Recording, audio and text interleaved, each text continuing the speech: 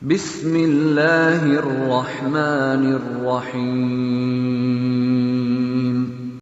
Bismillahirrahmanirrahim. Assalamualaikum warahmatullahi wabarakatuh. Terima kasih waktunya Ustaz.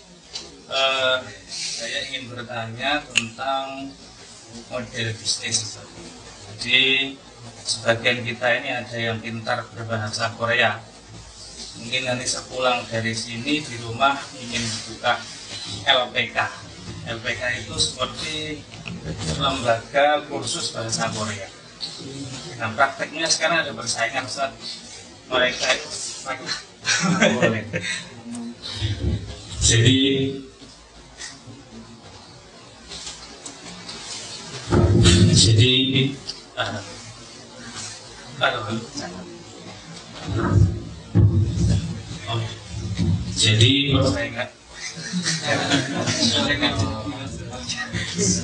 persaingan di pasaran itu begini, Ustaz.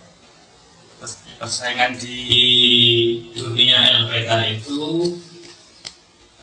mereka membiayai di awal. Jadi biaya awalnya semula itu mungkin sekitar 20 juta ya. Enggak, biaya untuk sampai tuntas. Sampai tuntas kira-kira 20 juta, kemudian dibiayai oleh pihak LPK, disuruh kasur 6 kali 6 juta kali 6. Jadi kalau kita tidak ikut model seperti itu, mungkin kita susah mendapatkan siswa. Nah, yang seperti ini pertama boleh apa tidak? Seandainya tidak boleh, kita kira-kira format apa yang diperbolehkan, tapi hampir seperti ini, cuma mungkin merubah akadnya mungkin. Atau barangkali begini, kalau mungkin pemikiran saya, boleh nggak seandainya nanti kalau dia sendiri 20 juta itu nanti kalau ikut pembinaan sini biaya sekolahnya 36 juta diangsur 6 kali. Kira-kira itu boleh. Itu saja, Ustaz. Assalamualaikum warahmatullahi wabarakatuh. Jadi ini bisnis tijarah untuk memberikan pendidikan bahasa Korea atau mengajarkan bahasa Korea. Sekarang objeknya apa? Apa untuk pendidikan, untuk sekolah ke sini, atau untuk bekerja di sini? Objeknya seperti apa? Dari objek ini nanti kelihatan market. Saya bicara dua hal. Saya bicara tentang market pola bisnis. Yang kedua, aspek syariah untuk kebolehan praktek itu kemudian dilakukan. Baik, sekarang kalau kita bicara strategi bisnis misalnya, apa yang mau dikembangkan dari objek tadi? Kalau teman-teman ingin melihat objeknya mahasiswa atau orang yang belajar ke sini, maka pertama yang harus disampaikan, Anda harus dapatkan info kampus terbaik apa di sini. Apa fasilitas yang diberikan? Apa prospek ke depan yang bisa diraihnya? Yang paling cepat, cari kampus-kampus yang sekiranya bisa memberikan beasiswa, sehingga nanti bisa meringankan ketika mereka ke sini dan dari daya kekuatan motivasi mereka untuk bisa datang ke sini. Kualitas kampusnya kemudian diruntutkan dalam bentuk draft, jadi brosur sampai ke sana. Jadi orang punya alasan kenapa saya mesti ke Korea. Kenapa saya belajar bahasa Korea? Dari situ turunkan investasinya. Kalau Anda kemudian datang ke Korea, masuk kampus ini, belajar sampai selesai, dibandingkan dengan di luar investasi yang harus dikeluarkan sekian. Anda cuma ikut kemudian ke sini, kursus, teman-teman di kursus itu bekerja sama langsung dengan lembaga kampus dimaksud, atau lembaga think tank yang lain, setidaknya untuk mensponsori dia datang.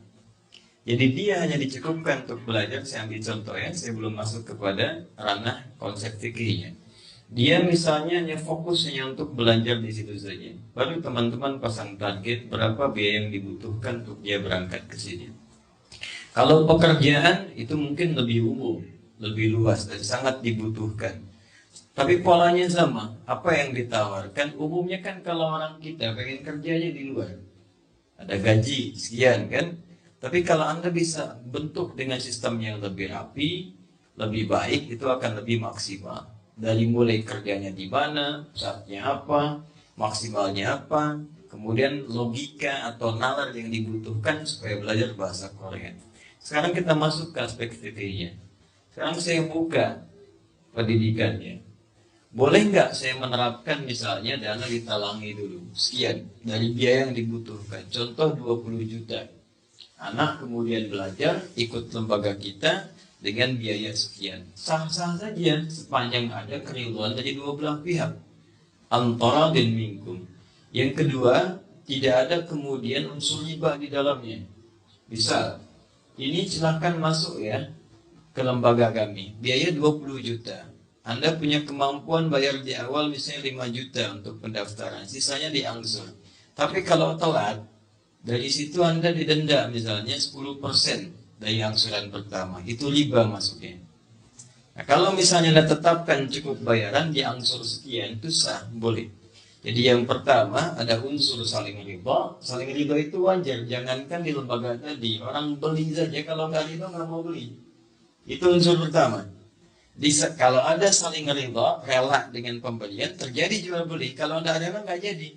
Antum mau beli handphone di Korea di sini, lihat nggak cocok kan nggak beli kan? Artinya antara tidak ada.